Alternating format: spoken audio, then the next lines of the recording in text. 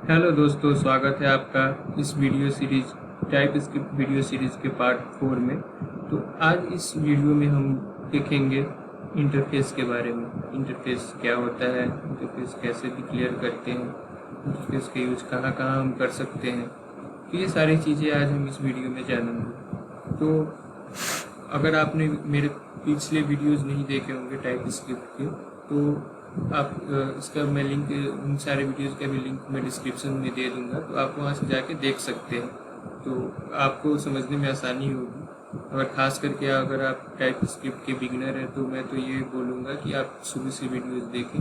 मैंने एक प्लेलिस्ट भी क्रिएट कर रखी है, तो आप वो प्लेलिस्ट को के अकॉर्डिंग अगर आप चलेंगे तो आपको काफ़ी आसानी होगी कि टाइप स्क्रिप्ट क्या है और फिर उसके वेरिएबल इंप्लीमेंटेशन कैसे करते हैं, कौन कौन से उसके डेटा टाइप्स हैं, बेसिक डेटा टाइप्स, तो वो आपको समझने में आसानी होगी। तो आज हम थोड़ा सा बात करने वाले हैं इंटरफेस के बारे में। तो आइए शुरू करते हैं इस वीडियो को। उम्मीद करता हूँ कि ये वीडियो आपको पसंद आएगी, तो कृपया इस वीडियो के साथ बने रहें। तो हम आज देखेंगे कि इंटरफेस क्या होता है।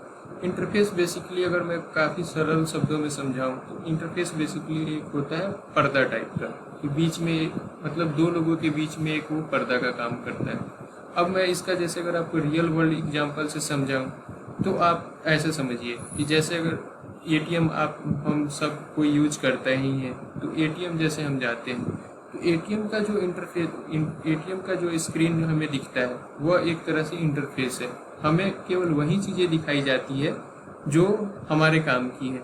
जैसे कि आपको बैलेंस विड्रॉल करना है या बैलेंस देखना है या फिर आपका पासवर्ड चेंज करना है, ये सारी इंफॉर्मेशन जो हमारे हमसे रिलेटेड है, जिसे हम जो हम यूज करना चाहते हैं, बस वही सारी चीज़ें होती हैं।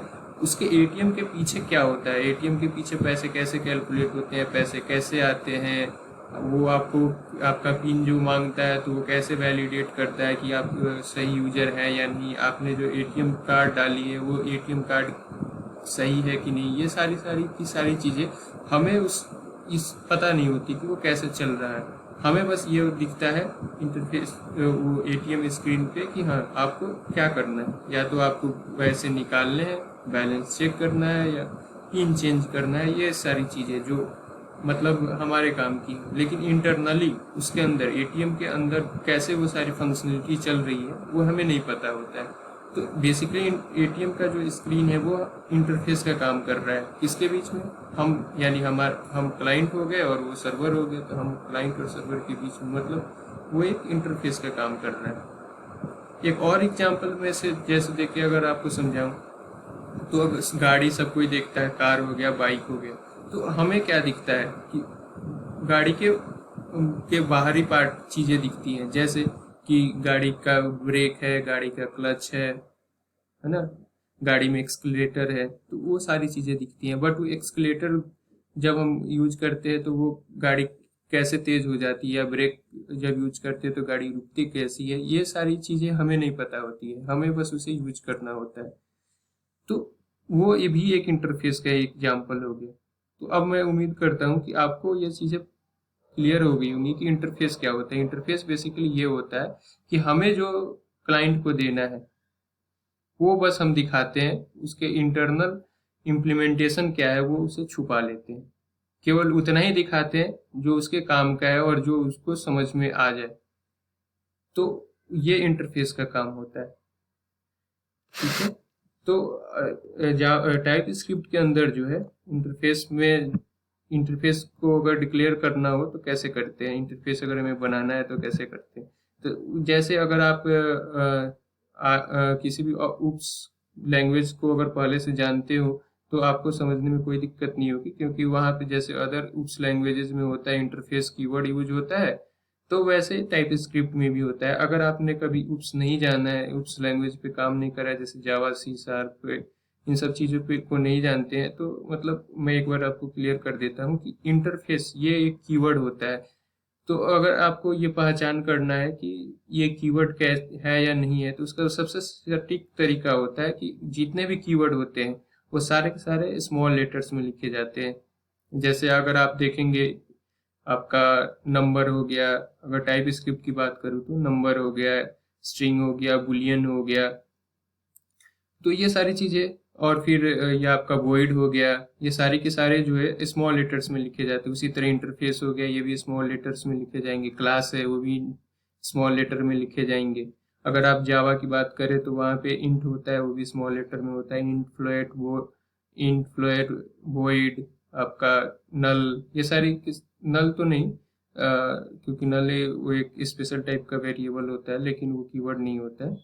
तो वो जितने होते हैं वो सारे के सारे जो है स्मॉल लेटर्स में लिखे जाते हैं। तो इंटरफेस यहाँ पे एक कीवर्ड हो गया, और ये लेबल वैल्यू ये आपका इंटरफेस का नाम हो गया। यहाँ पे आप कुछ भी इसका नाम दे सकते हैं। फिर एक कर्ली ब्रेसेस ओपन करते हैं।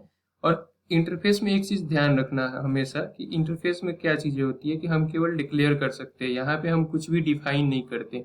तो अगर आपको कंफ्यूजन है डिक्लेयर एंड डिफिनेशन में, तो मैं उसको भी एक बार क्लियर कर देता हूँ। डिक्लेयर का मतलब कि हम केवल बता रहे हैं एक्चुअल में कि हम ये करने जा रहे हैं, लेकिन करेंगे नहीं, तो वो हो गया डिक्लेरेशन। और डेफिनेशन का मतलब हो गया कि हम जो करने जा रहे हैं, एक्चुअल में जो कर रहे हैं या करने वाले हैं, वो सारी की सारी चीजें हम लिखते हैं। तो डिक्लेयर इंटरफेस में हम केवल चीजें डिक्लेयर करते हैं। यहाँ पे हम अगर कोई मेथड भी बनाएंगे तो उसका कोई इम्प्लीमेंटेशन नहीं देंगे, केवल वहां पे डिक्लेयर करके छोड़ देंगे।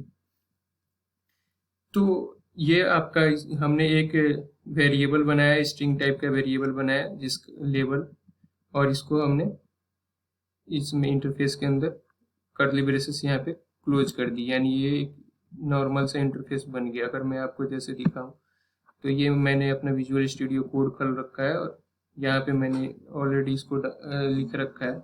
तो अगर आप यहाँ पे देखेंगे तो इंटरफेस जो है, इंटरफेस कीवर्ड है। अगर आप जैसे विजुअल स्टूडियो कोड जब यूज करेंगे तो वो जो कलरिंग कर देता है, जैसे देखिए ये इंटरफेस कीवर्ड है तो इसका कलर अलग कर दिया, ये जो आपका डेटा टाइप है इसका कलर अलग कर दिया, ये आपका वेरिएबल है इसका कलर अलग कर दिया। तो ये समझने में काफ़ी आसानी हो जाती है कि कौन सा क्या चीज़ है।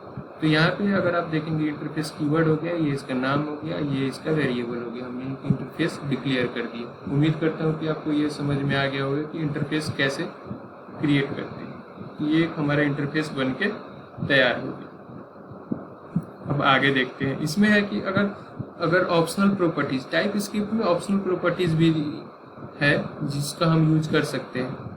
जैसे कि अगर मान लीजिए कि हमें पता नहीं है कि, या फिर हमने कुछ ऐसे वेरिएबल्स रखे हैं जो ऑप्शनल हमें रखने हैं, ताकि मतलब हम उसको यूज करें भी या नहीं भी करें, तो उस तरह के वेरिएबल बनाने के लिए हमें ये ऐसे यूज करना होता है। क्वेश्चन मार्क यूज करते हैं, तो ये क्वेश्चन मार्क जो होता है ये रिप्रेजेंट करता है कि ये ऑप्शनल है। जैसे यहाँ पे देखिए गई ये स्क्वायर कॉन्फिग इंटरफेस है, इसके अंदर कलर और विड्थ दो वेरिएबल बनाए, लेकिन ये दोनों के दोनों जो है आपका वो है ऑप्शनल प्रॉपर्टीज है, ठीक है। और ये ऑप्शनल प्रॉपर्टी जो होते हैं ये भी स्ट्रिक्टली चेक्ड होते हैं। तो अगर आप जैसे स्ट्रिक्टली चेक का मतलब ये होता है कि आपने जिस नाम से प्रॉपर्टीज डिफाइन करी है उसी नाम से आपको एक्सेस भी करना होगा। अदरवाइज जैसे यहाँ पे आपने कलर COLOR लिखा है, लेकिन अगर जैसे इस इंटरफेस को कोई क्लास इंप्लीमेंट करेगा और उसके अंदर इसको एक्सेस करने के लिए अगर आपने COLORE लिखा तो वो आपको एरर दे देगा। तो स्ट्रिक्टली चेक का ये मतलब होता है कि आपने जो भी डेटा टाइप यूज किया है और जो भी नाम यूज किया है वही सेम आपको यूज करना होगा, अदरवाइज वो एरर दे देगा। तो ऑप्शनल प्रॉपर्टीज हम ऐसे डिक्लेयर करते हैं क्वेश्चन मार्क के साथ, ठीक है। यहाँ पे भी मैं दिखा देता हूँ आपको। तो ऐसे हम यहाँ पे डिक्लेयर करते हैं। नेक्स्ट आते हैं रीड ओनली प्रॉपर्टीज भी होती है। तो रीड ओनली प्रॉपर्टीज क्या होता है कि अगर हमको अनमोडिफाइएबल बनाना है, इसका मतलब कि हम चेंज नहीं कर सके, वैसा बनाना है, तो उसके लिए हम लोग रीड ओनली का यूज करते हैं। फिर कुछ नहीं करना होता है, बस जो हमारा वेरिएबल डिक्लेरेशन होता है उसके पहले रीड ओनली एक कीवर्ड यूज कर देना होता है। तो जैसे आप देखेंगे यहाँ पे मैंने किया भी है, इंटरफेस बनाया और ये जो हमारा वेरिएबल था उसके नाम के आगे रीड ओनली लगा दिया, तो ये रीड ओनली बन जाएगा। उसके बाद है कि हम लोग का जैसे एरे होता है वैसे हम लोग रीड ओनली एरे भी बना सकते हैं। तो कॉन्स्ट और रीड ओनली में डिफरेंस एक बहुत कॉमन चीज़ है जो यहाँ समझने वाली है कि हम कॉन्स्ट में भी बोलते हैं कि एक बार कॉन्स्ट किसी चीज़ को कांस्टेंट बना दिया तो फिर हम उसकी वैल्यू नहीं चेंज कर सकते। तो फिर रीड ओनली क्या करता है, तो दोनों काम वही करते हैं, लेकिन कॉन्स्ट जो होता है वो वेरिएबल पे काम करता है और रीड ओनली जो होता है वो प्रॉपर्टी पे काम करता है। तो ये बात काफ़ी ध्यान रखने वाली बात है। इंटरव्यू क्वेश्चंस भी हो सकते हैं कि कॉन्स्ट और रीड ओनली में क्या डिफरेंस है। तो कॉन्स्ट वेरिएबल पे काम करता है और प्रॉपर्टी रीड ओनली प्रॉपर्टी पे काम करता है। ठीक है। अब जो है कि अगर कोई इंटरफेस है तो उसको इम्प्लीमेंट कैसे करेंगे, तो वो काफ़ी आसान है, कुछ नहीं करना होता है, क्योंकि इंटरफेस को जब भी कोई इम्प्लीमेंट करेगा तो कोई ना कोई क्लास ही उसको इम्प्लीमेंट करेगा। जैसे अगर आप देख रहे हैं कि क्लॉक इंटरफेस है, ये एक इंटरफेस है और इसकी एक प्रॉपर्टी है करंट टाइम, तो हमने एक क्लास बनाया क्लॉक नाम का। देखिए यहाँ पे क्लास भी एक कीवर्ड है, ठीक है। तो क्लॉक नाम का एक वो बनाया, क्लास बनाया और इसमें एक इम्प्लीमेंट्स कीवर्ड होता है। जब भी इंटरफेस को इम्प्लीमेंट करना हो तो इम्प्लीमेंट्स कीवर्ड का यूज करते हैं। और फिर हमने क्या किया कि देखिए इस प्रॉपर्टी को हमने यहाँ पे वैल्यू दे दी, यहाँ पे केवल डिक्लेयर किया था, यहाँ पे डिफाइन कर दिया। तो अब आपको ज़्यादा क्लियर हो गया होगा कि इंटरफेस में हम केवल वैल्यू डिक्लेयर करते हैं और क्लास के अंदर जब उसको इम्प्लीमेंट करते हैं तो एक्चुअल वैल्यू देते हैं।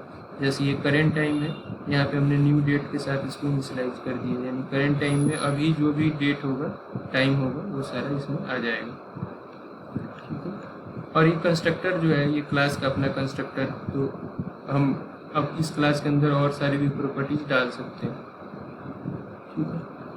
और एक चीज़ और है कि हम लोग ना इंटरफेस को एक्सटेंड भी कर सकते हैं, मतलब एक इंटरफेस दूसरे इंटरफेस को एक्सटेंड कर सकता है। जैसे अगर आप यहाँ पे देखेंगे कि एक शेप नाम का इंटरफेस है जिसकी एक प्रॉपर्टी है कलर, और फिर इसमें क्या एक और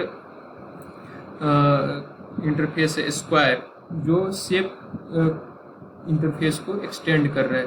तो ये चीज़ यहाँ पे थोड़ा सा ध्यान रखिएगा कि जब इंटरफेस को इंटरफेस को एक्सटेंड कर सकता है, न कि इम्प्लीमेंट। इंटरफेस कभी भी इंटरफेस को इम्प्लीमेंटेशन नहीं दे सकता। इम्प्लीमेंटेशन जब भी देगा तो वो क्लास ही देगा। इंटरफेस केवल दूसरे इंटरफेस को एक्सटेंड कर सकता है। इंटरफेस क्लास को भी एक्सटेंड कर सकता है और वो मल्टीपल इंटरफेस को भी इम्प्लीमेंट कर सकता है। जैसे अगर आप यहाँ पे देखें, शेप है और पेन स्ट्रोक दो इंटरफेस हो गए, और एक तीसरा इंटरफेस स्क्वायर जो शेप और पेन स्ट्रोक दोनों इंटरफेसेस को एक्सटेंड कर रहा है। और अगर मल्टीपल इंटरफेस पे वो करना है, एक्सटेंड करना है, तो उसके लिए आपको देखिए कॉमा लगा के यूज करना है। ठीक है। अब है इंटरफेस जो है क्लास को भी एक्सटेंड कर सकता है। जैसे यहाँ पे देखिए एक क्लास है कंट्रोल नाम का और एक इंटरफेस है सिलेक्टेबल कंट्रोल, इसने इस क्लास को एक्सटेंड कर सकता है। तो यानी इंटरफेस क्या कर सकता है, इंटरफेस को एक्सटेंड कर सकता है और इंटरफेस क्लास को भी एक्सटेंड कर सकता है। लेकिन इम्प्लीमेंटेशन केवल जब भी देगा तो क्लास ही इम्प्लीमेंटेशन देगा, इंटरफेस कभी भी इम्प्लीमेंटेशन नहीं देगा। जैसे यहाँ पे देख रहे हैं ये क्लास बटन जो है वो इस इंटरफेस को, सिलेक्टेबल कंट्रोल इंटरफेस को इम्प्लीमेंट कर रहा है। ठीक है।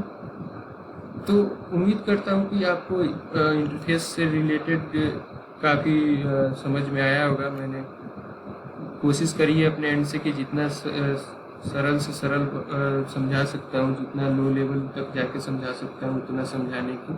तो अगर आपको फिर भी कोई कन्फ्यूजन हो तो आप प्लीज़ कमेंट करें, तो मैं कोशिश करूँगा आपकी कन्फ्यूजन को सॉल्व करने की। अगले वीडियो में हम लोग क्लास के बारे में देखेंगे। तो आइए इस वीडियो को यहीं पे ख़त्म करते हैं। अगर आपको ये वीडियो अच्छी लगी हो तो प्लीज़ इसे लाइक कर दें, और मेरे चैनल को अगर आपने सब्सक्राइब नहीं किया हो तो सब्सक्राइब कर दें और बेल आइकन को भी दबा दें, ताकि जो अगर मैं कोई भी नया वीडियो डालता हूँ तो वो आप तक नोटिफिकेशन पहुँच जाए। Thank you.